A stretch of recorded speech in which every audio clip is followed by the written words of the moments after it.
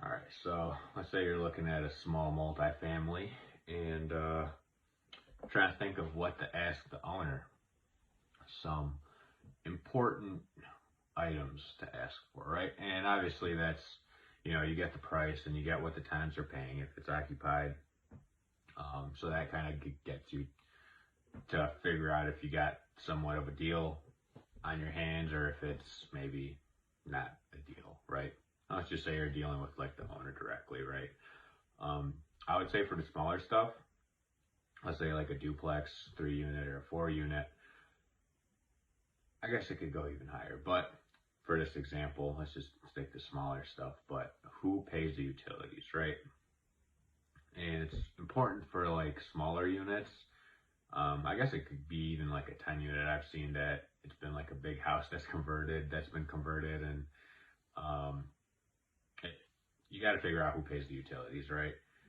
I've seen big houses that have been converted into like 5 or 6 or 7 or 8 units, and it's all on one meter, right? And like one circuit controls like a third of that unit and a fourth of this one and like a fifth of that one. It's like all weird and jumbled up. But the main reason is that you as a landlord, if you purchase the property, you're going to be in charge of paying for the gas and electric, right? And water and sewer, right? And trash and all the other stuff that goes along with it. But for smaller properties, like a duplex, it's really important to look for who actually pays the utilities, right? And I've seen cases where landlords will be like, oh yeah, we don't pay anything, right? The tenants pay it all. And you kind of go and look at it and you find out that, in the basement, let's just say it has a basement, there's one furnace, right? And the one furnace feeds both units. And, right, that means one of the tenants has the control for the temperature, right? And then one tenant essentially pays the gas or electric or both. And then he has to get the money from the other tenant, right?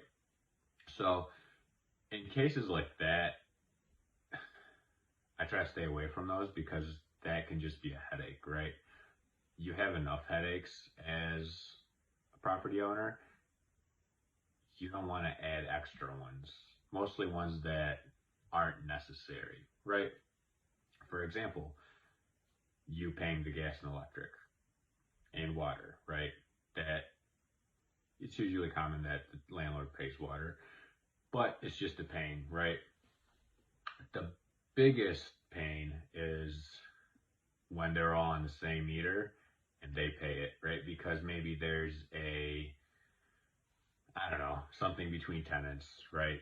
And then you got to be the middleman and be like, okay, why do you not want to pay the bill? It just adds more of a pain in the ass is what I'm trying to get at.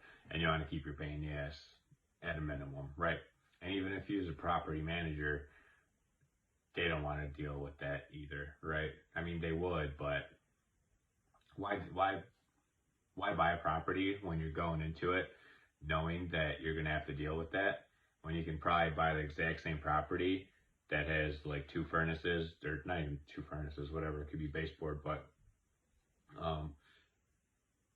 it has 2 gas meters if we're talking a duplex and 2 electric meters, so each tenant pays their own utility, and then you literally don't have to worry about that. So I think that's probably one of the most important things is figuring out who pays utilities, because the numbers might look really sweet, but when you figure out that you have to pay for all the utilities maybe, that really kills the cash flow. And probably the biggest issue is it takes an investment that I think is pretty predictable. So like when you buy a property, you can be like, okay, I got to pay this much for my mortgage, this much for my taxes, this much for my insurance, this much for whatever.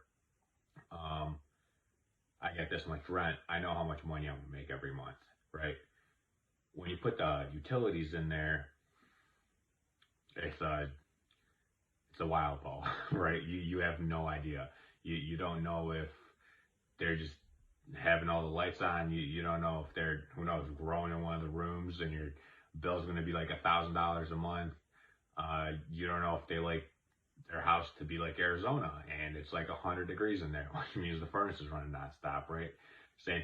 So it's wild card. It's a wild card when you have to pay utilities such as gas and electric, right? And water. It depends how you're metered, right? A lot of places aren't metered by water, but you can still do cool chargebacks on them. But again, more work that you could usually avoid. So if you're looking at smaller multifamily, just kind of look out for that. A lot of properties have been converted from like a single family to a multi, who knows, like in the 50s, 60s, maybe even sooner, right? And they're all on 1 meter. And that really makes things, from a management standpoint, more difficult. So let's just say you have a duplex and you're dealing with all this craziness where you could probably have a 10 unit that's all separately metered and you don't have to deal with any of those issues. So the 10 unit, even though it's bigger with more tenants, more people, more headaches, it actually has less headaches because it's separately metered from that standpoint. So I hope this helps. If you have any questions, let me know. I'd love to help.